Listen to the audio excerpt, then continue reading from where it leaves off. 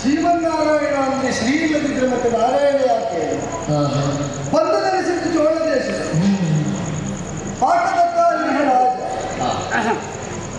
ಆ ದೇಶದಲ್ಲೇ ನಾನು ನೆಲೆಯಾಗಿದ್ದು ಮೇಲೆ ಹುತ್ತ ಬೆಳೆದಿದ್ದ ಕಾಲದಲ್ಲಿ ನಮ್ಮವರು ನನ್ನ ಕೈ ಬಿಡಲಿಲ್ಲ ಅಂತ ಸಮಾಧಾನ ಮಾಡೋಣ.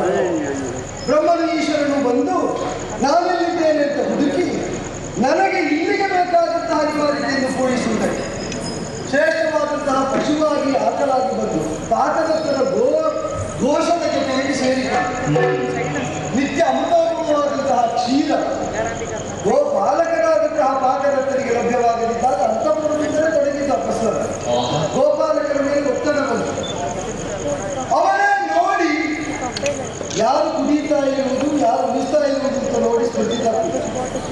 ಹಾಗೆಯೇ ಬಂದ ಕಾಲದಲ್ಲಿ ಹೊಡೆಯುವುದಕ್ಕೆ ಹೊರಟಂತಹ ಅವನನ್ನು ನಾನು ನೋಡಿ ಅವನೇನೋ ಮುಗಿದ ಅವನ ಸೇವಕರಿಂದಾದಂತಹ ನನ್ನ ಹಣೆಗಾದಂತಹ ಗಾಯ ಇದರಿಂದಲೇ ಆಕ್ರೋಶಿತ ಶಾಪ ಕೊಟ್ಟು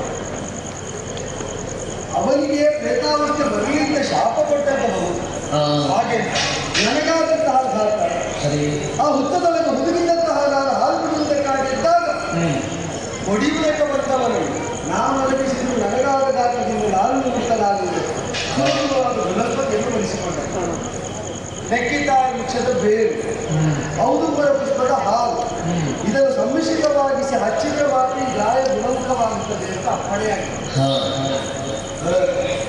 ಮೊದಲೇ ಹೊರಟಂತಹ ಲಕ್ಷ್ಮೀದೇವಿ ಕೊಲ್ಲಾಪುರ ನಿವಾಸಿನಿಯಾಗಿದ್ದಾಳೆ ಅವಳು ಇಲ್ಲದ ಮರಳುವುದಿಲ್ಲ ಎಂಬ ಸಂಕಲ್ಪದಿಂದ ಇಳಿದ ಮೇಲೆ ಹಿಂದೂ ಧರ್ಮಕ್ಕೆ ಅನುಗುಣವಾಗಿ ಎಲ್ಲಾದರೂ ನೆಲೆಯಾಗಿದೆ.